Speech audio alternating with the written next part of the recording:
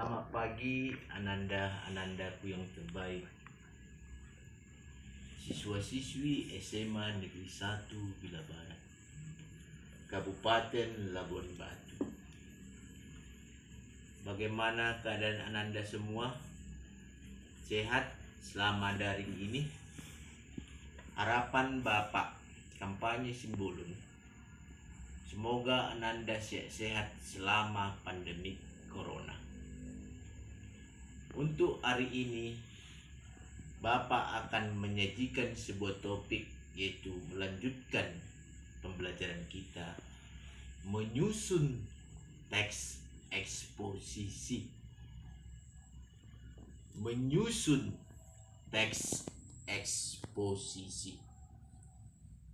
Eksposisi adalah karangan yang berisi ide, gagasan, dan pendapat seseorang tentang pengetahuan dan informasi yang disajikan secara singkat dan padat serta akurat dan mampu dipahami oleh orang banyak.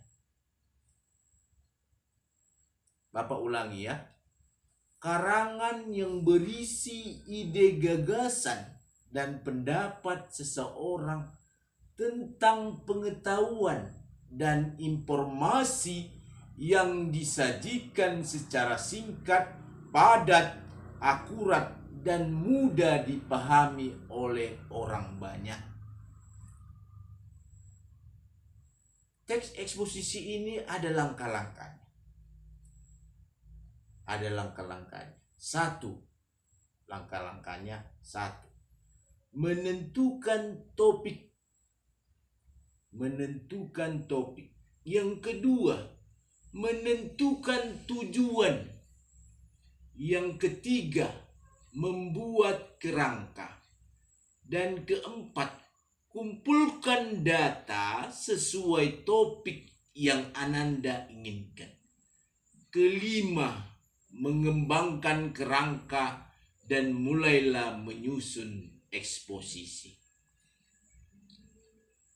Di samping langkah-langkah, eksposisi ini juga memiliki struktur.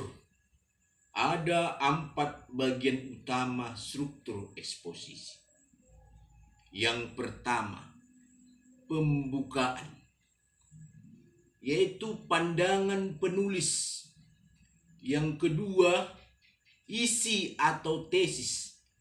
Isi atau tesis adalah kumpulan pendapat yang dianggap lebih ahli terkait masalah pokok bahasan yang Ananda ingin gunakan.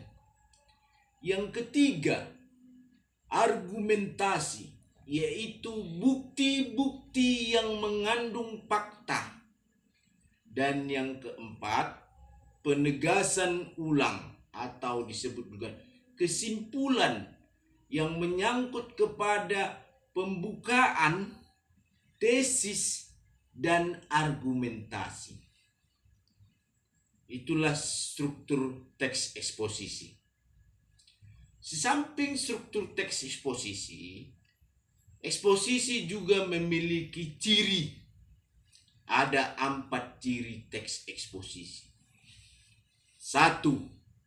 Menjelaskan informasi atau pengetahuan tentang sesuatu hal.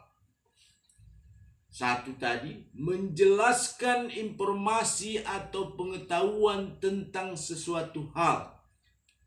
2. Gaya informasi bersifat mengajak.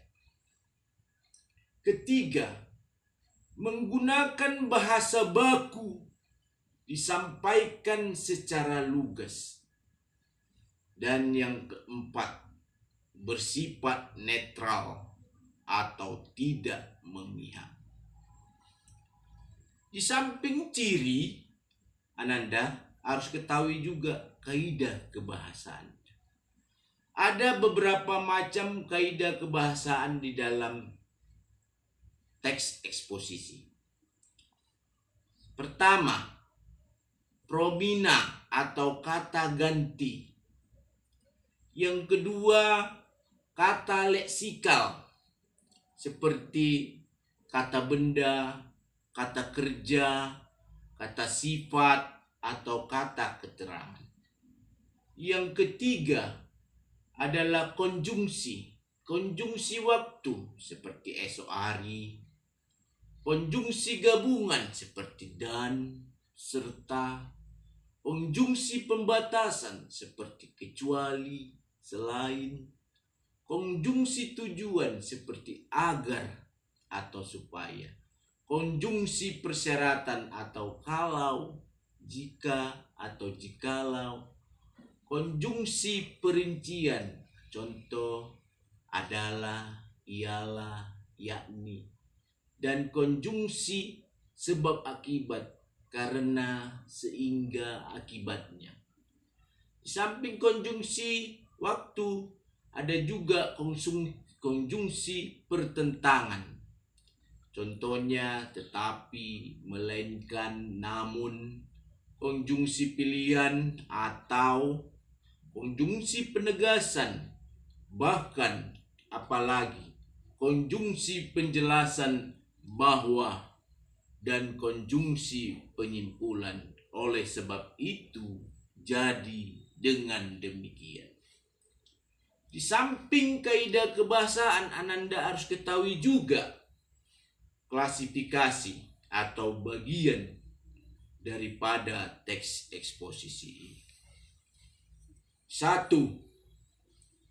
Teks eksposisi ilustrasi. Teks eksposisi ilustrasi ini mengilustrasikan sesuatu benda, suatu tanaman, sesuatu makanan. Kedua, teks eksposisi berita, misalnya berita kecelakaan, berita pencurian. Berita ini harus menggunakan rumus 5W tambah 1H. Kemudian ada teks eksposisi, yaitu definisi. Yaitu definisi adalah batasan-batasan suatu pengertian. Contohnya, eksposisi adalah.